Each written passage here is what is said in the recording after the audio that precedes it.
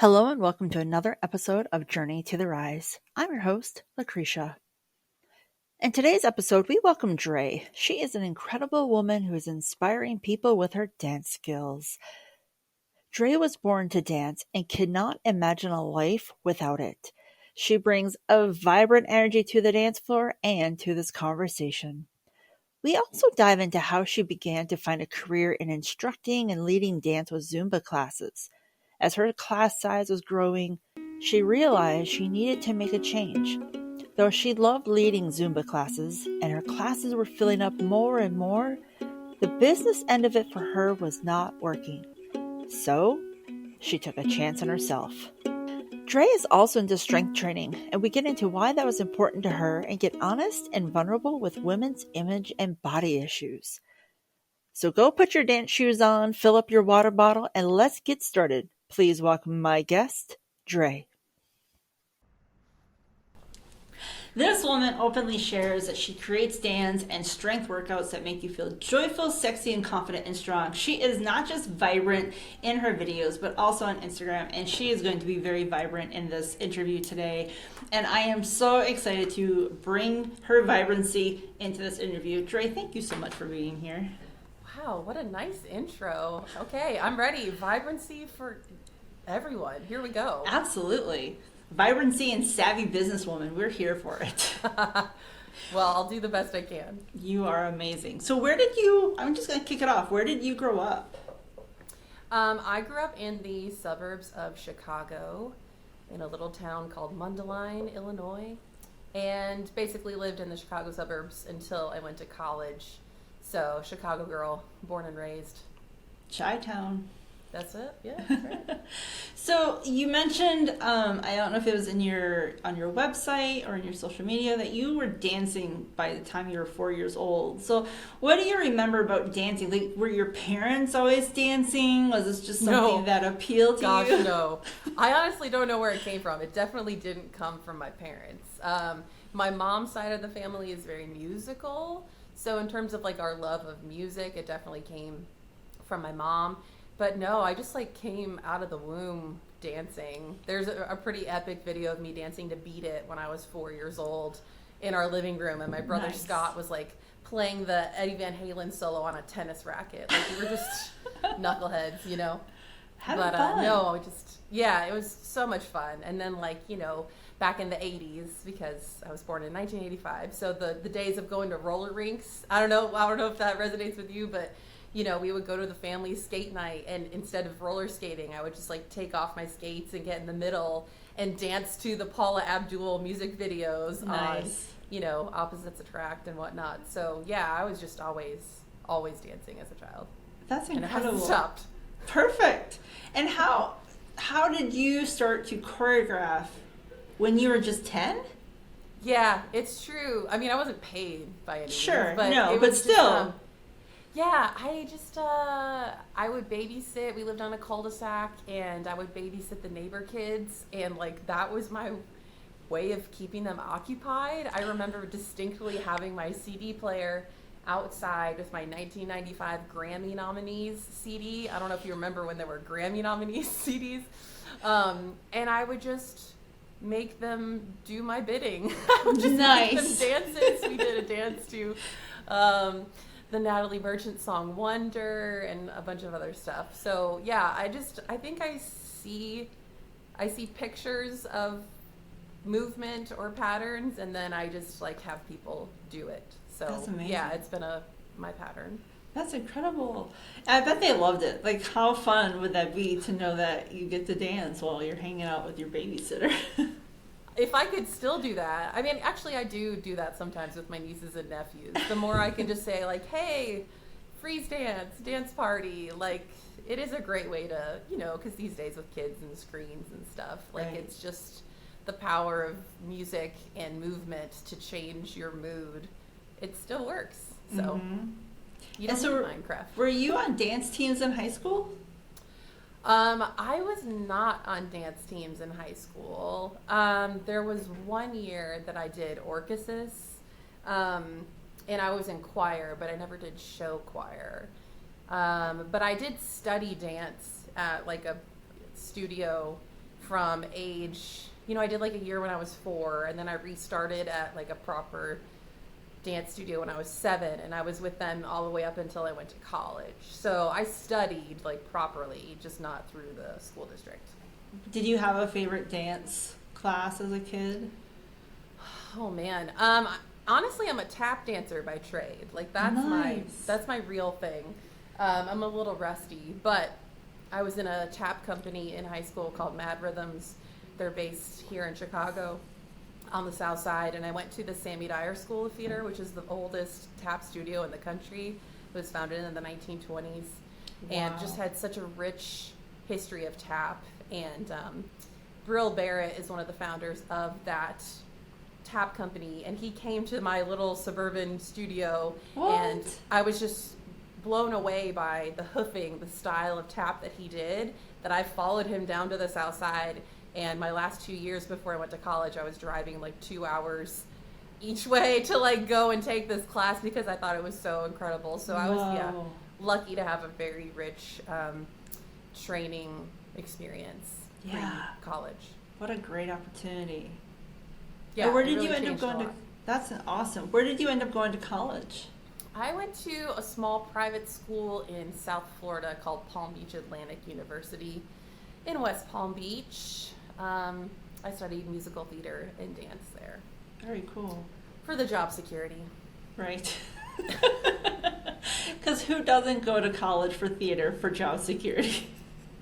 Would I have done that now, knowing what I know? Maybe Right. not. But Right. that's what we did, and we had a lot of fun. And so what made you realize you wanted to teach dance fitness? Was that something you realized when you were in college? Was it after college? Like, how did that evolve for you? Yeah, it was after college. I think I was living back at home in the Chicago suburbs. I was taking dance classes downtown, and I had never really done like a group fitness class. Zumba was a big thing at the time. But I had a big chip on my shoulder being a dancer forever. And I don't know, it took me a long time to like take my first group fitness class. And then I ended up moving to Nashville, and I found a Zumba class that I just loved. The instructor was just a firecracker. I really liked her music and her vibe. And I was like, game on, front row, Mondays, Fridays, whatever. And then I ultimately got Zumba certified and started teaching that same class, took it over. And then a couple years into teaching Zumba, I just started my own brand, so I would have more flexibility in the playlist. Yeah. And I was choreographing all my own stuff anyway, so that's just kind of how it started. Wow. And there seems to be like, I have taken my own series of Zumba classes, and it seems like when you get out into the wild world that we live in, people are like, Zumba. Like, there seems to be this disconnect, because yet these classes fill up. You have a ton of people of all ages. Let me say that again. All ages. That's so true. But yeah, when you talk to someone, they're like, oh, that's like for people that are old. I'm like, what? Well, the thing about it is that it really depends on the instructor, because there is some validity where like some classes, it just really depends on the demographic, the instructor, their energy level. Like it really can vary quite a bit. But that also means you do get some of these like superstars that will like kick your butt and make you have the best time ever. So, but I understand it, yeah. And so so you're teaching Zumba, and then you ended up at a community center. Like, how did you was it through that Zumba class that you got at the community center, or how did that come together for you? No, I taught at almost every single YMCA in Nashville. Like, I had a permanent class at probably like 5 or 6 different areas in Nashville. And so I kind of built a small following through that. And I guess I don't really know what prompted me to like go off on my own. But I think it was my 30th birthday actually. Because I went to Europe for my 30th birthday, like the week after we launched or something. So, I just wanted to do my own thing, and luckily people followed me from the Y, and then it also allowed people who didn't have Y memberships to participate. Right.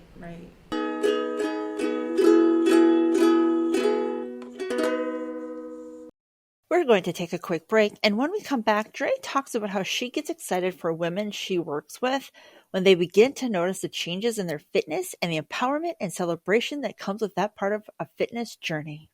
And so, what I am passionate about is helping people discover their own strength, which I've seen firsthand. And yes, I am excited when they start seeing definition in their shoulders and they're like feeling themselves, and you can tell that they're feeling themselves.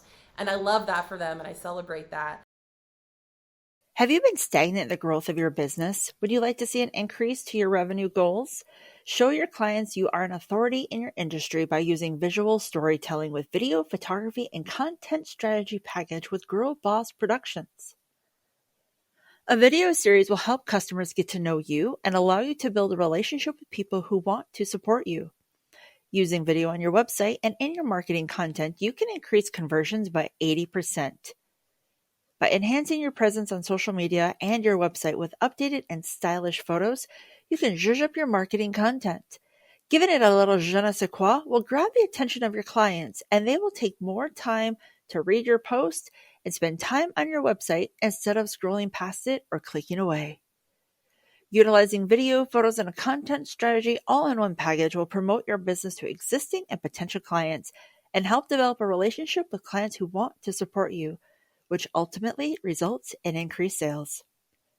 If you'd like to know more about how you can enhance your business with video and visual storytelling, contact girlbossproductions.com today.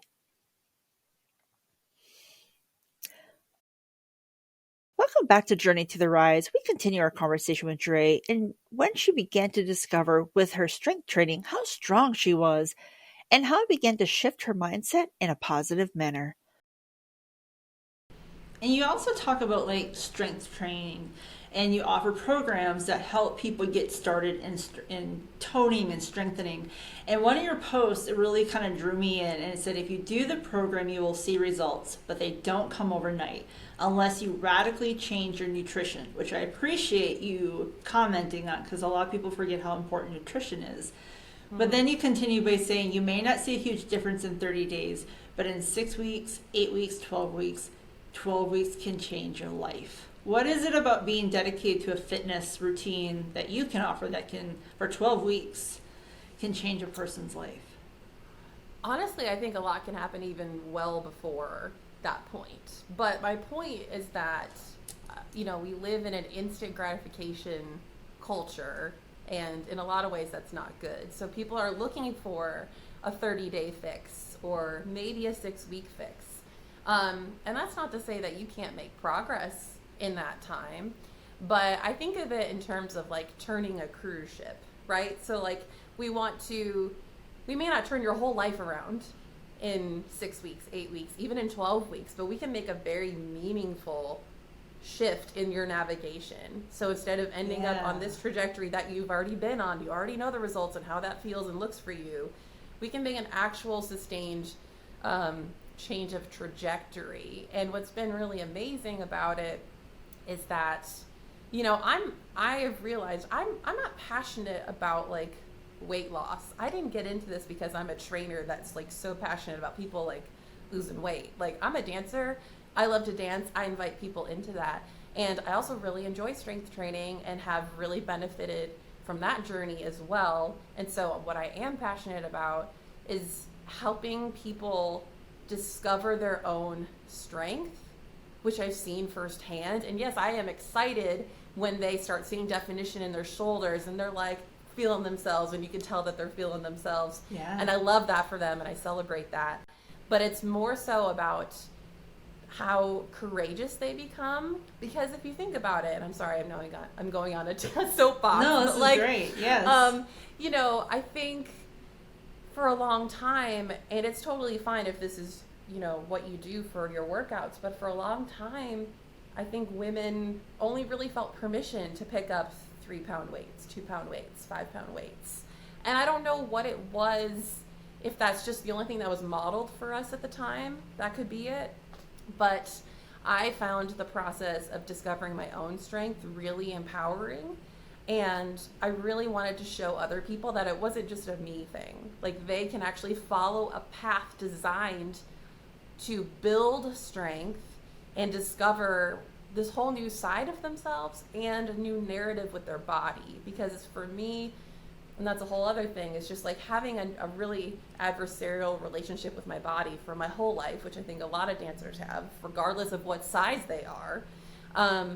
You know, when I learned how strong I was, it was like, oh, I've got like a positive feedback loop with my body. So instead of hating it all the time, I feel proud of myself. Like, look, last week I lifted 225. This week I lifted 245. And it's not over a week, but you know what I'm saying? Right. Like, just see Yes. that progression. It felt so good, and I knew that was possible for other people.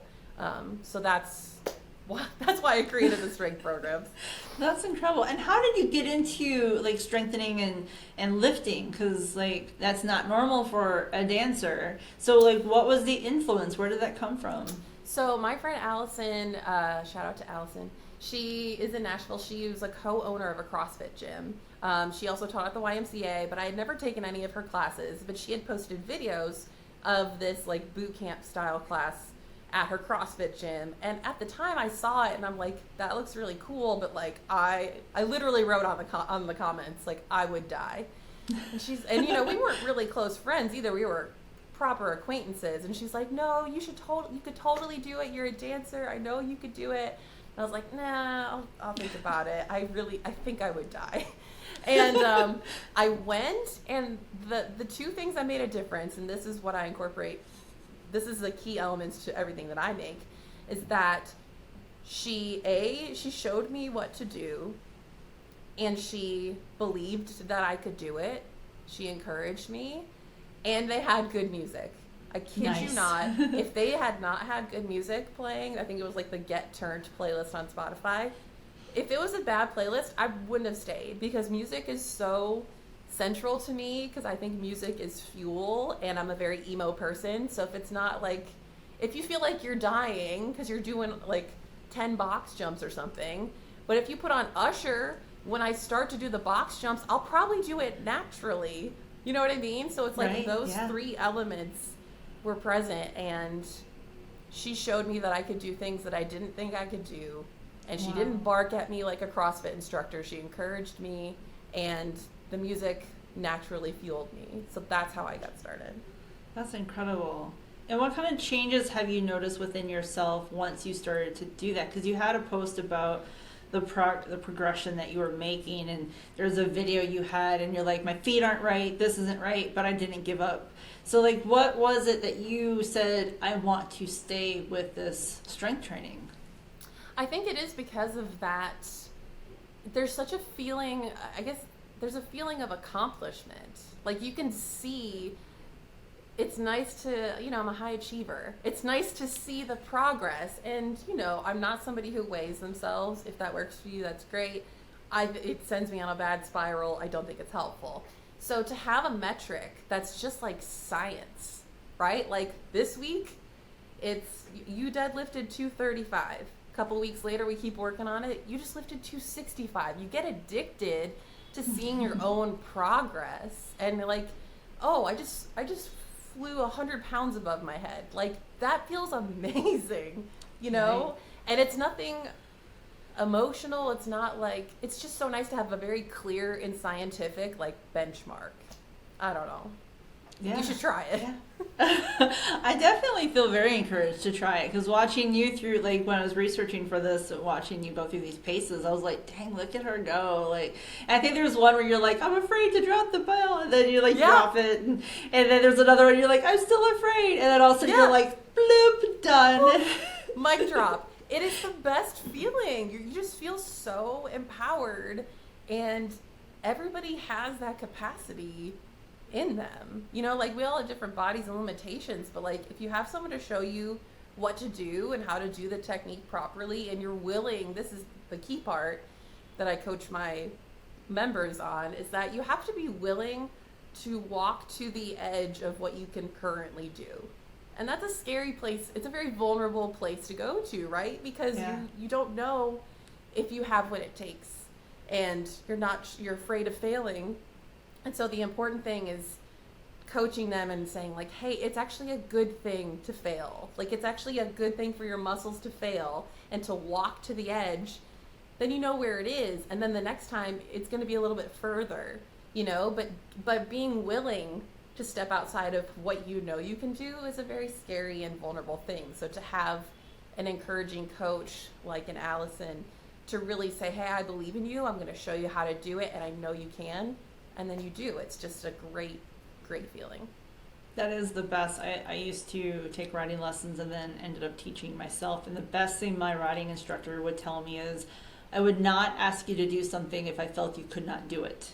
Mm-hmm. And I noticed when I turned that around, when I became an instructor and turned that onto my students, like they would push themselves, and all of a sudden, like the level of confidence would grow because they're like, I just did that. Yeah. I just jumped 4 feet. I'm like, I knew you could do it. So when you were saying that, I'm like, sometimes we need that encouraging voice to trust that person enough to say, I know you can do this. Absolutely, it's essential. It's really Yeah. important, and it's really gratifying when they take that leap and then they see that for themselves. So like that's something I really enjoy.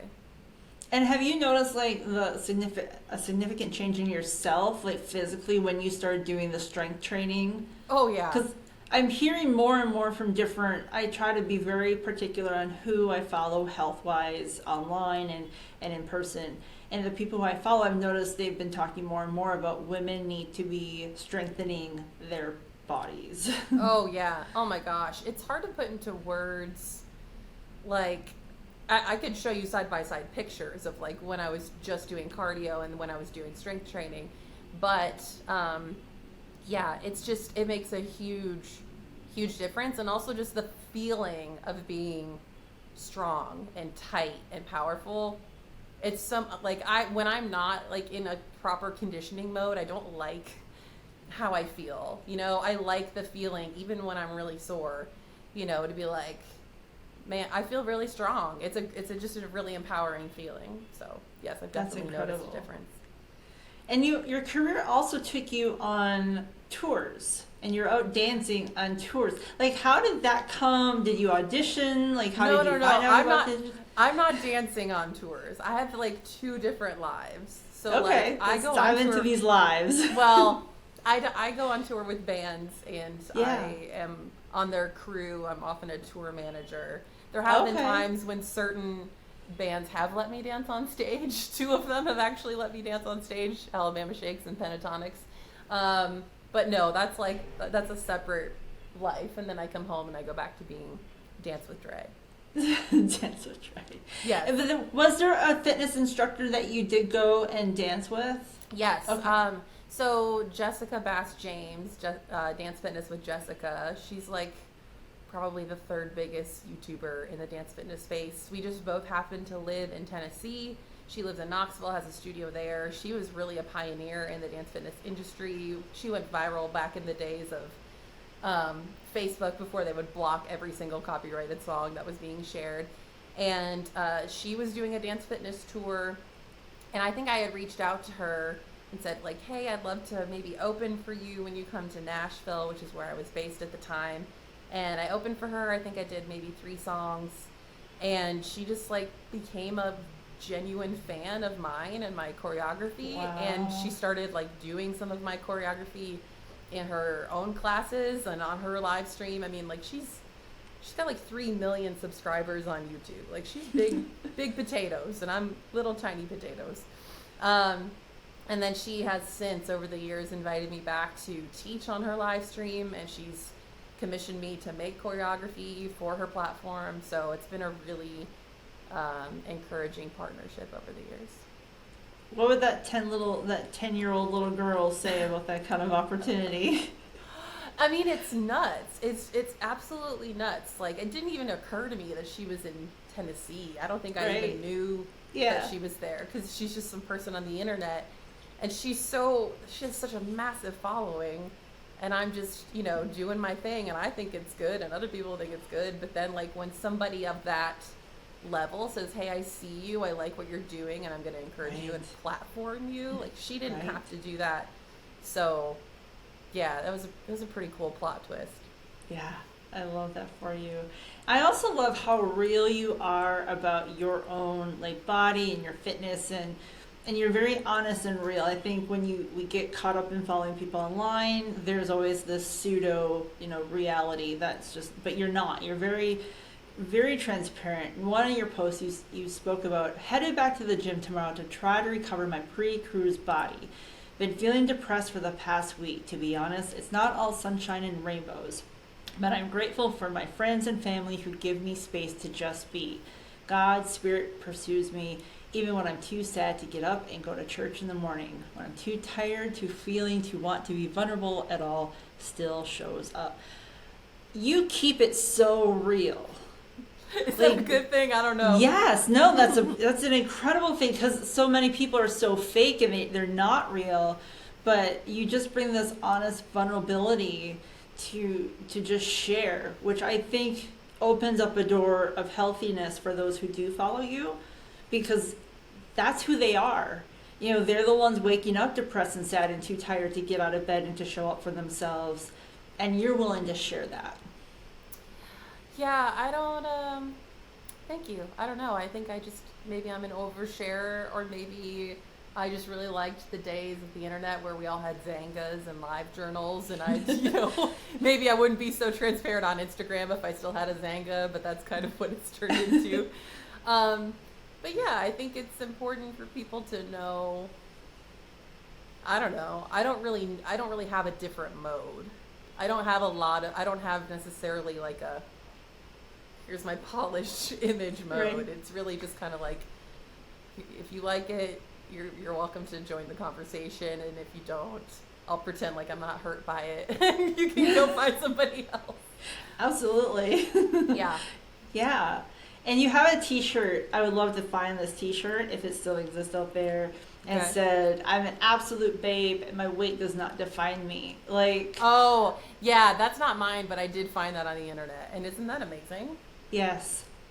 Because sadly, I think society and sometimes our parental figures push us to be defined by that weight. And I love that you said you don't weigh yourself. The healthiest thing someone once told me, it was actually at a dance studio, like, stop worrying about the scale, because you're trying to get to this ideal weight, but my instructor's like, I need you to gain muscle or you cannot perform these moves. When you gain muscle, you will gain weight. Absolutely. And people forget that. And so that's also another thing I kind of have to coach people on in my strength programs, because it's just, it tells a story, but it only tells one little part of the story, right? It's telling about like how much your mass has a gravitational pull from the moon and science, but like it doesn't tell me about your body composition. It doesn't tell me about your performance. Yeah, it's just not helpful. It doesn't actually promote flourishing in my life, so it's just not something that I practice. Yeah, I agree. It's like we should not be defined by that number on the scale that is constantly changing. It's arbitrary, and it's and it's very real. It's a very painful thing. And yes, it would be great if I could use it and not spiral and just use it as information. And for the people who can do that, that's great. That's just not how I'm wired, and that's not how my body has experienced it over the years. Oh no, did we freeze? Yes, we did. There you are. Sorry. I was like, dramatic pause. It was a very dramatic pause. I agree. I am not wired that way either, and I don't know if I have met, so I'm sure they are out there. I don't think I have met someone who does well by staring at that scale. And I am so grateful for that woman who said, the scales don't matter. We're going to worry about how your clothes fit. We're going to worry about how you move. We're going to worry about your nutrition. End of story. And that was life-changing for me. Yeah, I'm so glad. It's hard. Like, that's something I realized about myself, is that, like I said, I'm not passionate about weight loss in particular, but I am passionate about people developing a healthier relationship to their body as it is right now, because we are allowed to have aesthetic goals for ourselves, right? We're allowed to want to lose weight if that's what we desire. But even if we are on that journey, we're going to spend so much of our lives in process and not at that arbitrary goal line, that we can't hold off living the life that we want or withholding love and approval of ourselves and our body until we reach this arbitrary deadline. Because when I look back on my life, like there are times when I was smaller than this, and I've never ever felt small. Even at my smaller times, I didn't feel small. So it's like, why am I spending this much time pulling and obsessing about different, like 12 inches of my body? Why am I spending so much emotional and mental energy around these things? You know? And so I don't want people to live with the kind of baggage that I've lived with, and I know so many people do, you know? So that's something I'm passionate about. That's very much appreciated by clearly everyone who follows you, and hopefully everyone who hears this, because that's very valuable information that I hope if you are out there struggling with how you think you look, how you're not enough, it's bullshit.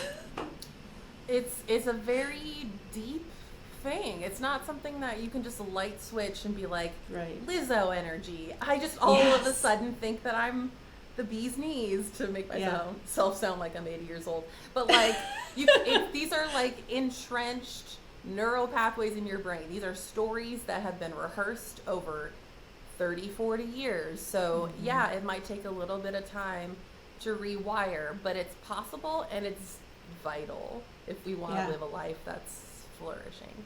Yeah, if you've had 20 years of someone brainwashing you that you need to be a certain weight that you physically cannot attain, it may take 20 more years to deprogram that brainwashing.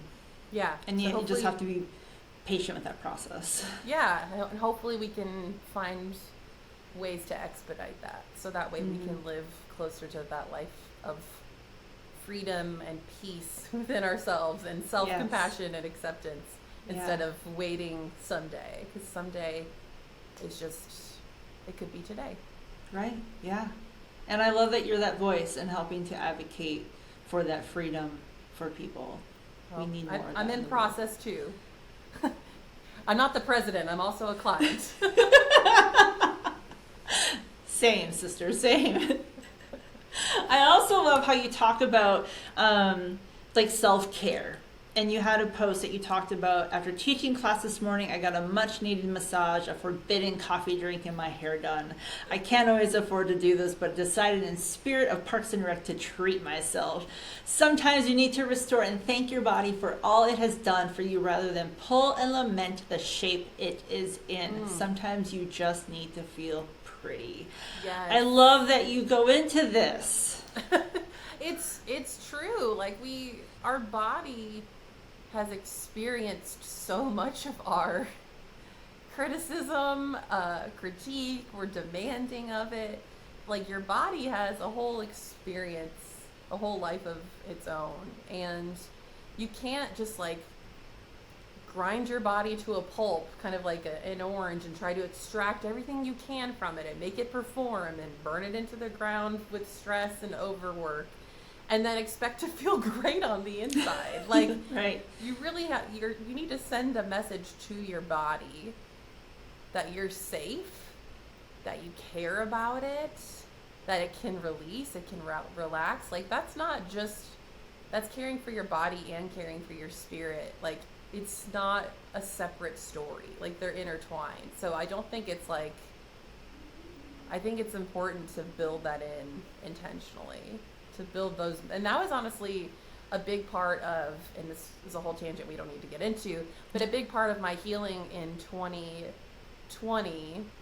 I got hit by a tornado in early 2020. I lost my house and my car. My whole industry shut down with the pandemic. Sorry. And so I had very bad PTSD for the first time in my life, and nothing felt safe. I was very hypervigilant. I was extra hypervigilant about COVID because of this PTSD response. I was very isolated. I lived alone. And so part of my actual healing from that trauma, aside from actual trauma therapy, which I highly encourage people to do if they need it, was also massage. I just started strength training one-on-one with Allison, and then massage. And it was really just a time to actually tell my body, you're safe. you're safe, and I'm taking care of you. So like I really am passionate about it. Yeah. Yeah, that tornado in Nashville was terrifying. It came on at night and very unexpected, and I'm so sorry for everything you experienced and having to be in the middle of that nightmare. Yeah. 0 out of 0 recommend. Right. And you also talk about loving your body the way it is right now, as it may not come naturally to you, but I love that you said everything requires practice. So try it today. You are worth it. Loving your body might take some practice if you've never really done it before. Maybe you could try it today, just as you are. What a beautiful message. Yeah, it takes practice, and it's something that I still work on, but I really hope that people will take that invitation, just because I think a lot of times it feels like such a foreign concept.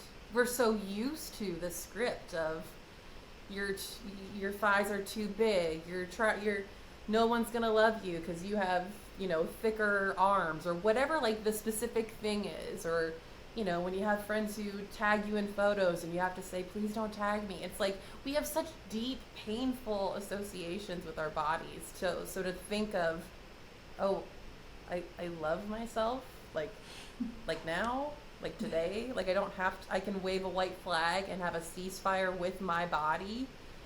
That feels foreign. And so I think it does. It takes practice. Yeah, people, I think you also have continued by saying don't wait on having the perfect body before you love yourself. Yeah, because I think of like little Dre, right? Like, and I think, if I fast forward and I'm 80 and I think back on this version of Dre and I think about how much time I spend now, I would be really sad if I spent the rest of my life, that I spent my entire life hating my body. Right. Just like I would hate for that little girl of like that little version of me. I wish that she hadn't wasted so many years hating herself and comparing herself. It's sad. So when I think of it in that way, I'm like, I don't want that for myself, and I don't want that for the people that choose to follow me. Yeah. And you also talk about like devoting a year to loving yourself more, and you comment about sometimes how people treat you is really a reflection of what they are going through. It has much less to do with you, and it may very well not have anything to do with you at all.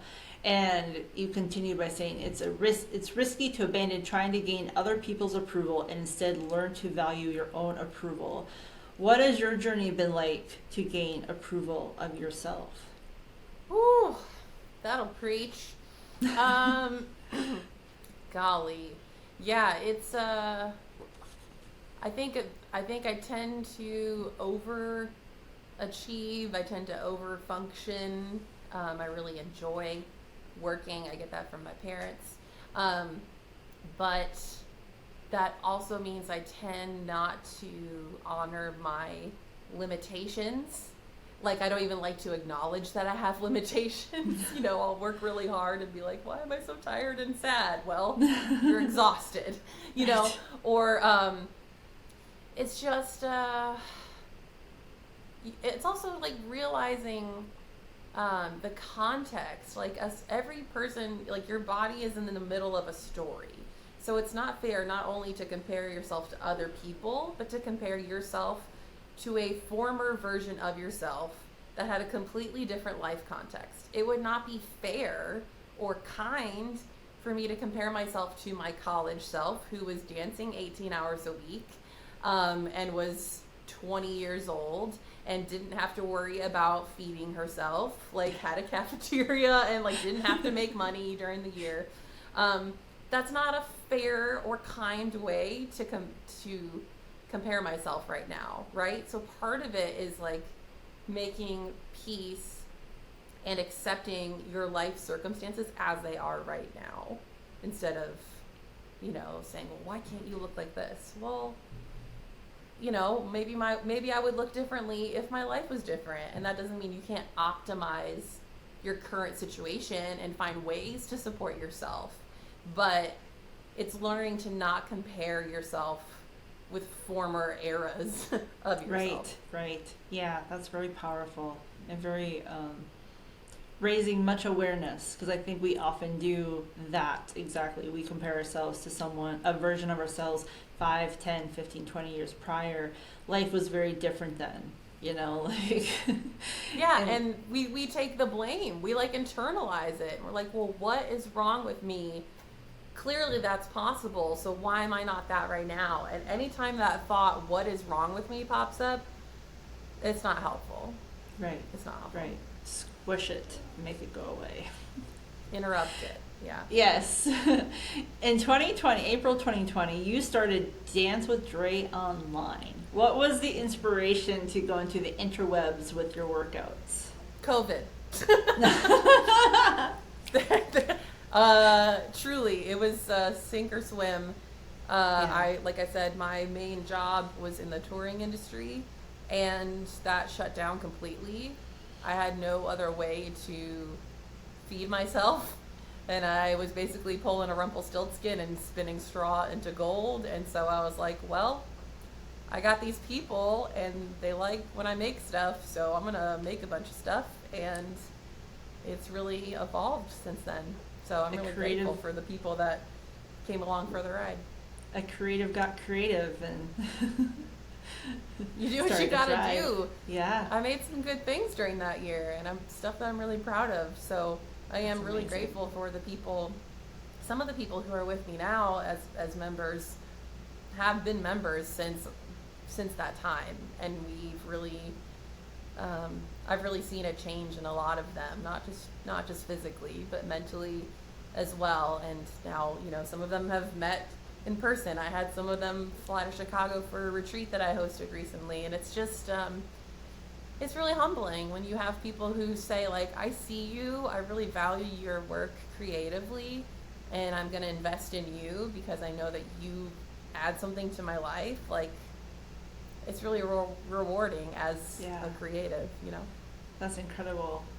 And then at one point, you had to walk away from a class that you were teaching. You had spent a lot of time and energy into building it into, it was a very popular and highly, if I remember correctly, a very highly sought after class. And you posted how you stated with a very heavy heart that in 2022, you did not think you would be able to continue to teach a class you started 7 years prior, a class that had become a source of joy, developed community, and lifelong friendships, but you knew you couldn't keep going, knowing that you deserve to be paid more for your work, your talent, and skill.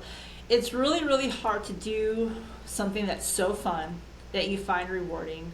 I think women struggle with this more than men, but you knew you had to take a risk with your business and break away from this class because it wasn't paying you what you deserved and what you truly felt the value. Like, how did that risk, how was that part of your journey, and how that risk work out for you?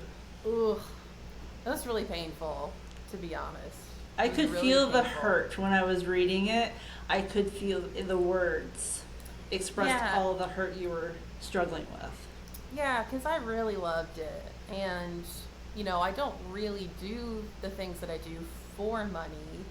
I think that people who make things deserve to get paid. But,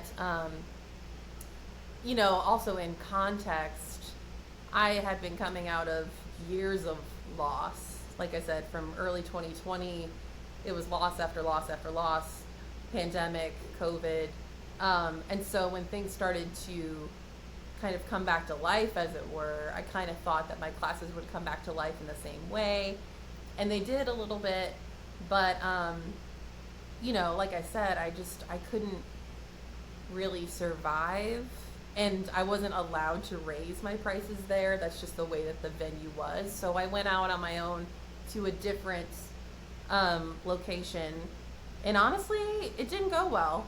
It didn't go well. And if I had done well there, and it's hard to say why, but if I had done well there, I probably wouldn't have left Nashville. Honestly, that class ending was so depressing to me. That's why I left Nashville, because I just couldn't wrap my brain around it and just needed like a fresh start. So who knows? Who knows if it was worth it? But I've never been one to, I'm not that risk averse.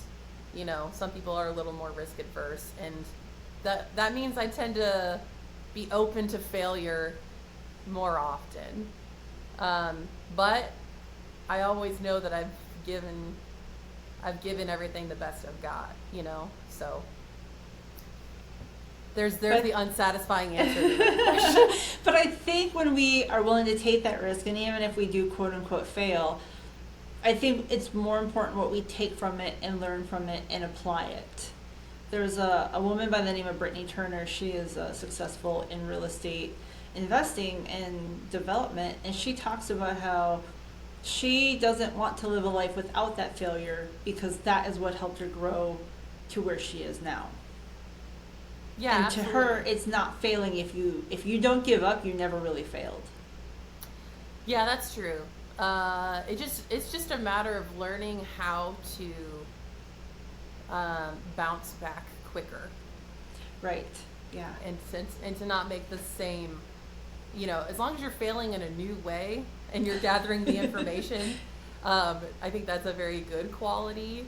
But also, you, especially if you're, you know, a sensitive emo person like myself, learning how to get back up quicker and put yourself back together quicker, and to not internalize absolutely everything, Right, yeah. and write very vulnerable posts on Instagram.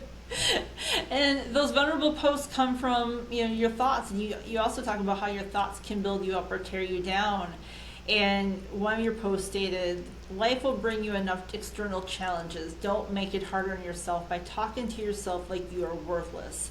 Even if you didn't do as well as you wanted to, you are valuable. Even if you are not as successful as someone else, you are valuable. Even if you are not as skinny as someone else, you are valuable. We are here for improvement, not perfection. We don't have time for trashy mindsets, my dears. Preach, sister. This is fantastic. You know, all those things are things that I am saying to myself, and if it resonates with people, then I'm glad for it. But I, again, am actively practicing those things. And that's what I think makes someone who does follow you and who does find you want to stay on board, because that's so common of all of us to carry that trashy mindset, and to have someone that we can look up to say, we don't have time for this. It, I think, gives someone almost permission to free that negative voice from our head.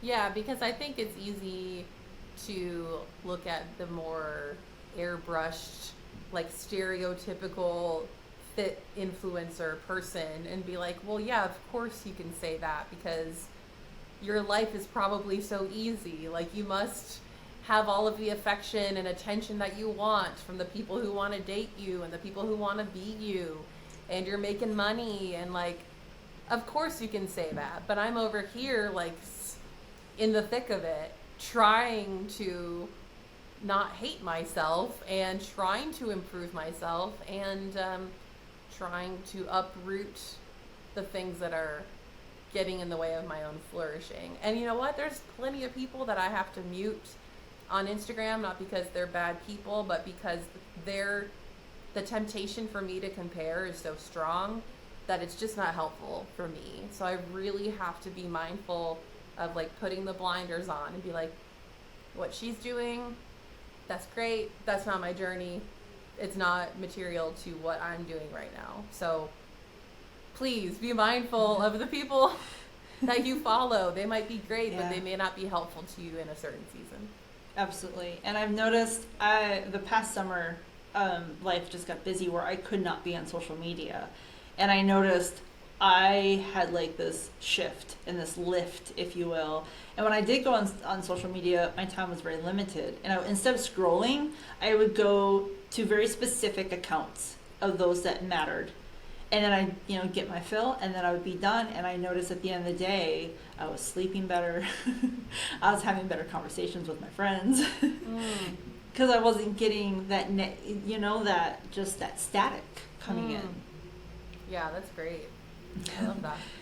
And so you also talk about practicing what you preach, and there was a day when you were celebrating, and you openly state, as you have in this conversation, here's a person who doesn't love her body almost ever, but she tries. Here's a person who is strong. Here's a person who loves music, dance, and joy. Here's a person who isn't as skinny as most fitness influencers and has to mute most of them so she doesn't get depressed. Here's a person who is showing up for herself as best as she can in very uncertain times with nothing but grit, creativity, and the grace of God. This is fantastic. Like, I had to read that several times. I'm like, man, can this just show up in our feed every day? Oh, thank you.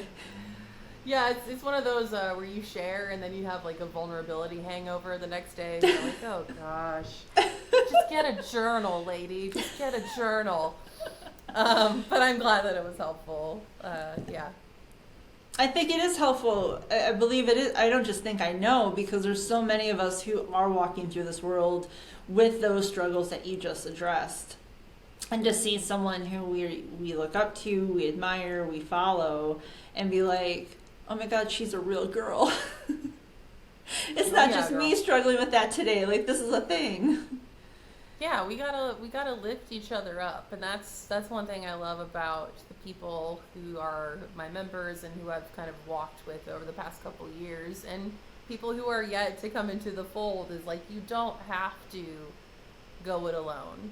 Like, you really can lean on other people and learn to change your mindset, and you can change your body if you want to, or you can just dance around and interrupt those spiraling thoughts with some joy and music and things that just make your life better. It doesn't even have to be about some aesthetic goal. Like, you can just have more joy in your life. Absolutely. And eat the chocolate chip cookie and still be happy. Yeah, like, I honestly, I see some of those, like, what I eat in a day things, and I'll watch them, and then I'll be like, nah, man, I don't, if that's what it takes to look like you, I'm out. I do not want to eat all those nuts and seeds and No. weird drinks and stuff. I'm just like, thank you for sharing. Pass. Yep. Yeah. I Everything, remember. everything has a cost. That's some It of those does. things is Yeah. a cost that I'm just not willing to pay. Yeah, absolutely. I remember having a conversation about nutrition with a dance instructor, and she knows, my goals, and she's like, I don't really want you to cut things out. In fact, I want you, instead of eating thin crust pizza, I want you to start eating thick crust pizza because of this and this. You're burning so many calories and yada yada yada. And I'm like, wait a minute, are you saying I don't have to give up cheese and mayonnaise? And she's like, why would you give up something delicious? And I'm like, because I thought I was supposed to do this. She's like, do not give up anything delicious. You're going to burn it off. And so now I don't dance as intensively as I once did, but I'm like, I would rather have that extra 5 pounds and enjoy mayo and cheese than to give it up.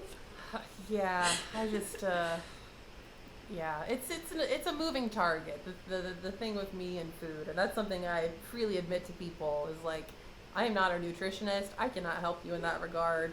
Go with God. Like, figure out what you need to do. Know you need to do something, but it's not coming from me, because I'm definitely finding my own way with it. But yeah, it's just, life is meant to be enjoyed. So, carpe the frickin' diem. That's what I say. Amen to that. I like how in one of your posts you talk about how it's just math. Like if you just kind of sit at home and do normal and don't do workouts and you consume more calories, that there's that math that adds up the calories. But you also talk about how that math also works in your favor by eating healthier options, consuming fewer calories. And like the way that was broken down, I think takes, it's like math will get you down, but math will get you up. And it's just to be able to break it down so simply. It's like, do what you know to do, be patient with yourself. And I love that you added you're gorgeous and loved and you got this. But what a fantastic, simplistic way to just tie in something we struggle with by just saying, hey, it's math. Yeah, it's something I have to say, like when I go on tour and I, will literally be gone for maybe 6 weeks at a time. And my body changes 100% of the time on tour. And it's really frustrating. And like I said, the way that we feel about our bodies, especially if we have struggled with our weight, for any amount of time is that it is a very emotional, it's a very deep feeling.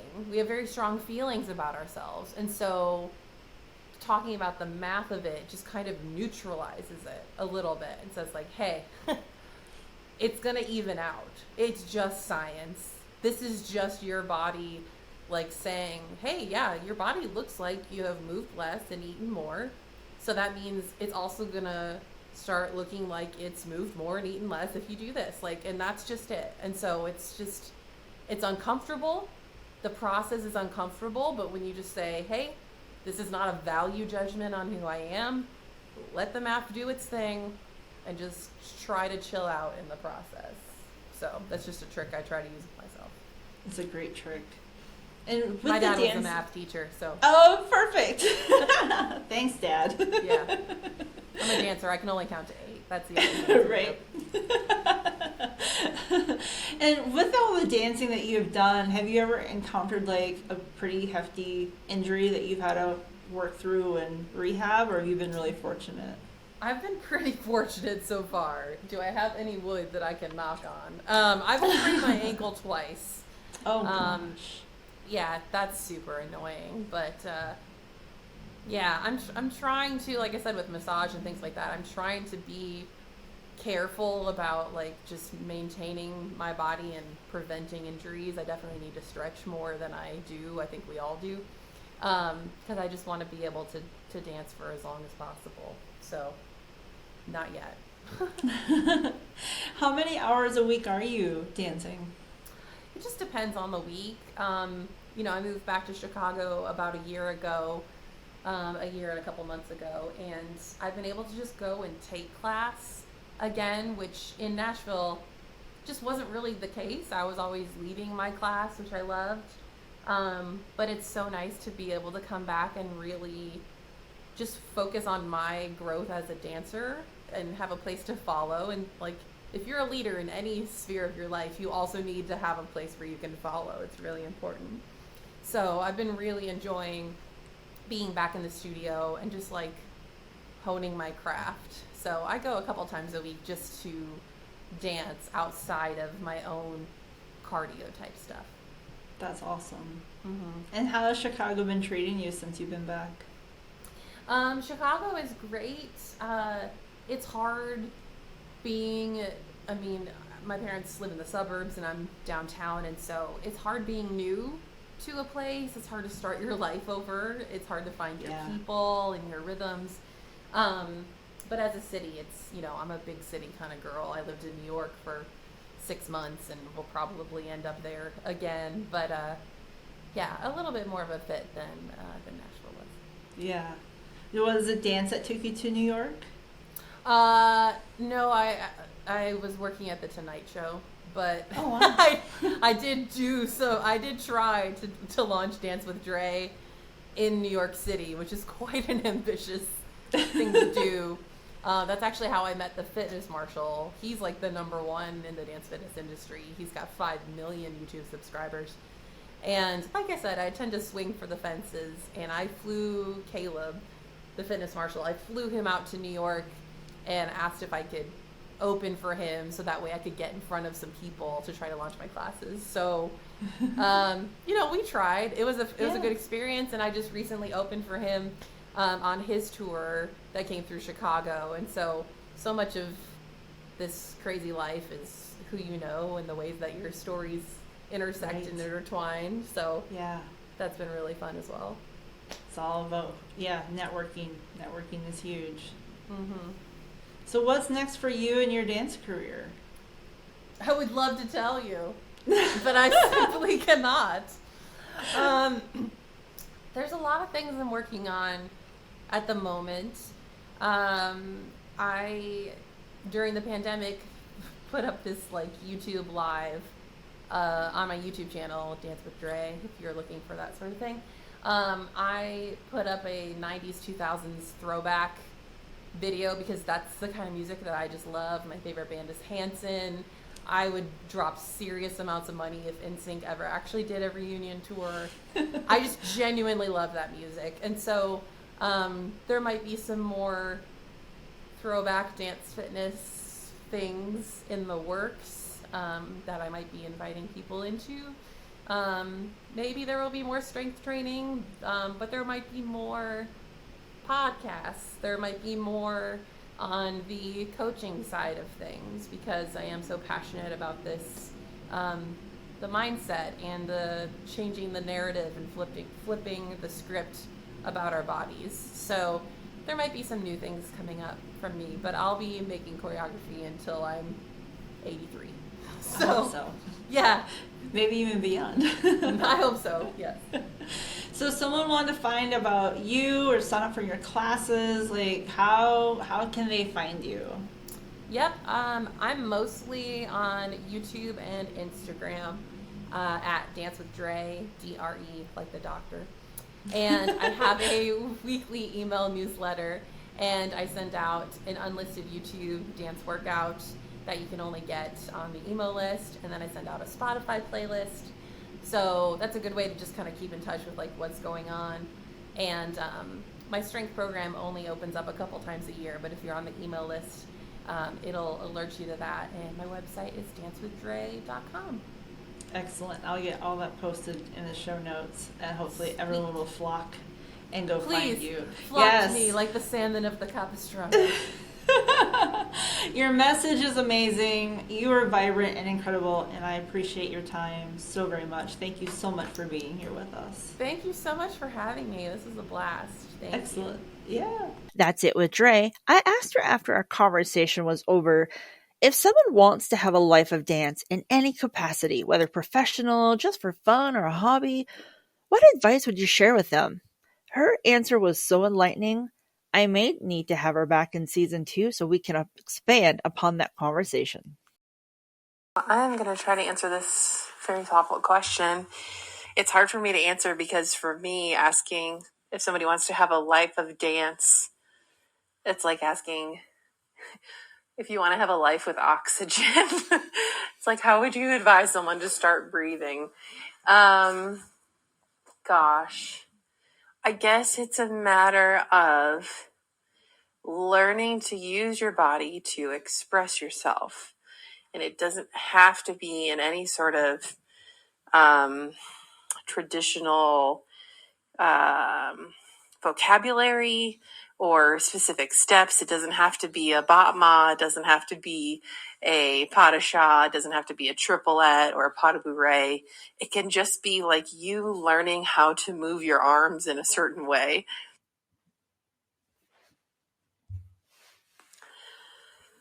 It's like it can be very, very simple. It can be very pedestrian. In fact, you'll see a lot of like pedestrian movement in like contemporary, and obviously they build more things on top of that. But it's like, what even is dance? If you want to get really philosophical about it, it's like anybody can, lift their arm and open it.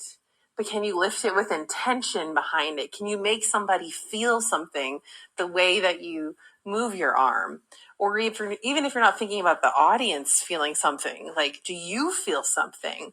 Like, it's kind of more about connecting to that engine inside of you and letting it come out. And I suppose a big part of that is, you get more of a command over your body and the vocabulary of your body as you practice it. And I suppose there does have to come some level of, this is not a word, unself-consciousness. I think you can't really be self-conscious, and I say that because I think that's a lot of what holds people back. So if somebody were trying to start implementing a life that had dance in it, that old adage of dance like nobody's watching, it's kind of a double-edged sword because most dancers at heart really want people to watch.